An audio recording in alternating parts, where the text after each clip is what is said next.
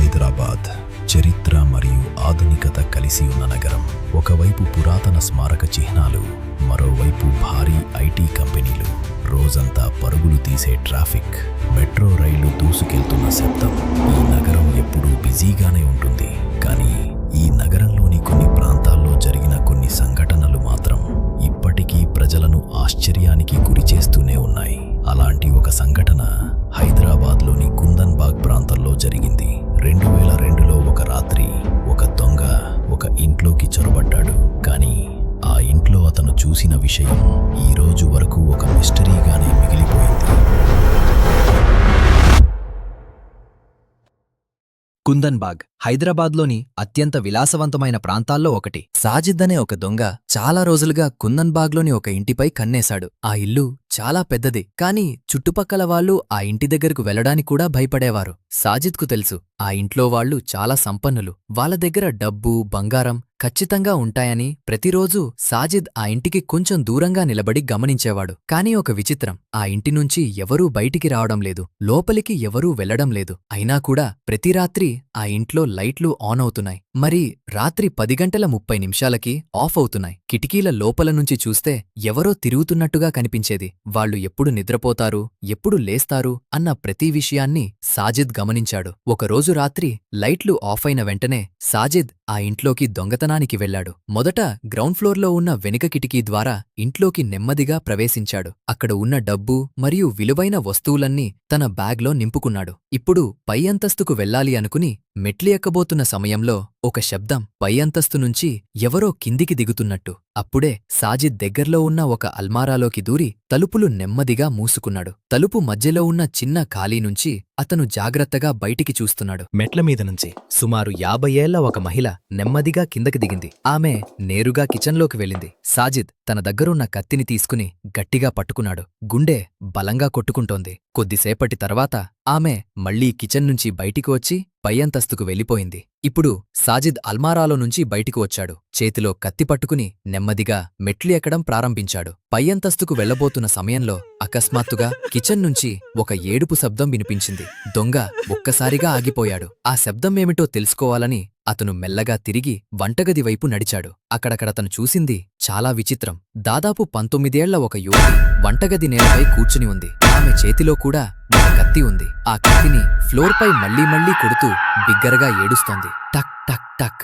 ఆ శబ్దం ఆ గదంతా మార్మోగుతోంది. అది చూసిన సాజిద్ కొంచెం వెనక్కి తగ్గాడు.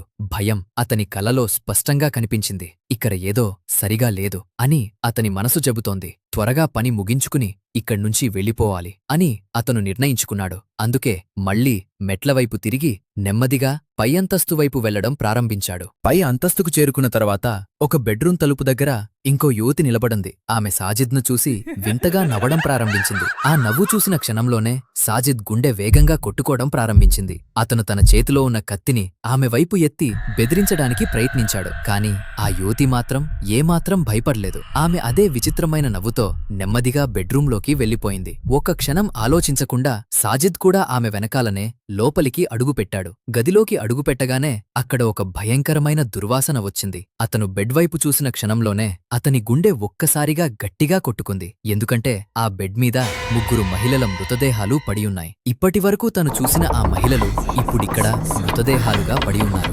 భయంతో వణికిపోయిన సాజిద్ వెంటనే ఆ ఇంటి నుంచి బయటికి పడిగెత్తి నేరుగా పోలీస్ స్టేషన్కి వెళ్లాడు. అక్కడ జరిగినదంతా చెప్పాడు. మొదట పోలీసులు అతని మాటలను నమ్మలేదు. కానీ అతను చూపించిన ఆ ఇంటికి వెళ్లిన తర్వాత వాళ్లు కూడా షాక్ అయ్యారు. ఎందుకంటే అక్కడ నిజంగానే 3 మహిళల మృతదేహాలు ఉన్నాయి. మొదట వాళ్లు వారం క్రితమే చనిపోయుంటారని అనుకున్నారు. కానీ పోస్ట్మార్టం రిపోర్ట్ వచ్చాక అందరూ ఆశ్చర్యపోయారు.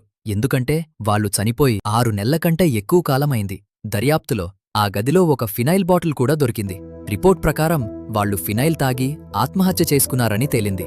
ఆ కుటుంబంలో ఒక మహిళ మరియు ఆమె 2 కుమార్తెలు ఉన్నారు. అయితే ఈ కేసులో ఇంకా కొన్ని విచిత్రమైన విషయాలు బయటపడ్డాయి. పక్కింటివాళ్లు చెప్పిన ప్రకారం ఆ మహిళ మరియు ఆమె 2 కుమార్తెలు అర్ధరాత్రి సమయంలో చేతిలో కొవ్వొత్తులు పట్టుకుని బాల్కనీలో తిరుగుతూ కనిపించేవారని చెప్పారు. ఇంకా వారి ఇంటి వరండాలో రక్తంలా కనిపించే ద్రవంతో నిండిన బాటిళ్లు వేలాడదీసి ఉంచేవారని కూడా కొందరు చెప్పారు. వాళ్ళు చాలా నెలలపాటు పూర్తిగా ఒంటరిగానే జీవించారు. ఎవరితోనూ మాట్లాడేవారు కాదు. ఆ ఇంట్లో చెత్త కూడా చాలా ఎక్కువగా పేరుకుపోయి ఉండేది. ఇంకా ఫోరెన్సిక్ టీం ఆ ఇంటి గోడలపై కొన్ని విచిత్రమైన గుర్తులు కూడా ఉన్నాయని తెలిపింది. దీంతో కొంతమంది అది చేతబడి లేదా బ్లాక్ మ్యాజిక్కి సంబంధించినదేమో అని అనుమానించారు. కానీ అది అధికారికంగా ఎక్కడా నిర్ధారించబడలేదు.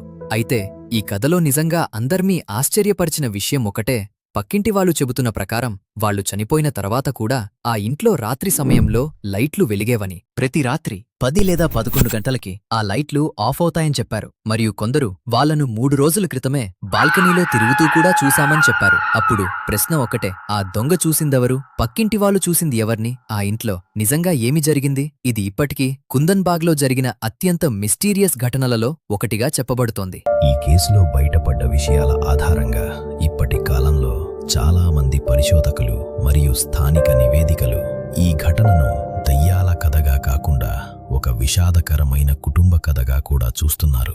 వారి అభిప్రాయం ప్రకారం ఒక మహిళ మరియు ఆమె 2 కుమార్తెలు చాలా కాలం పాటు పూర్తిగా ఒంటరిగా జీవించడం, మానసిక ఒత్తిడి, భయాలు ఇవన్నీ కలిసిపోవడం వల్ల ఒక సామూహిక మానసిక సమస్య ఏర్పడి ఉండవచ్చని భావిస్తున్నారు.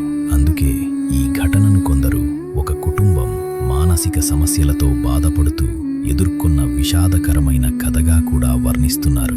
కానీ పక్కింటి వాళ్ళు చెప్పిన ఆ విచిత్రమైన సంఘటనలు, రాత్రి సమయంలో వెలిగిన లైట్లు మరియు ఆ దొంగ చూసిన ఆ భయంకరమైన దృశ్యాలు ఇవన్నీ ఇప్పటికీ ఒక మిస్టరీగానే మిగిలిపోయాయి.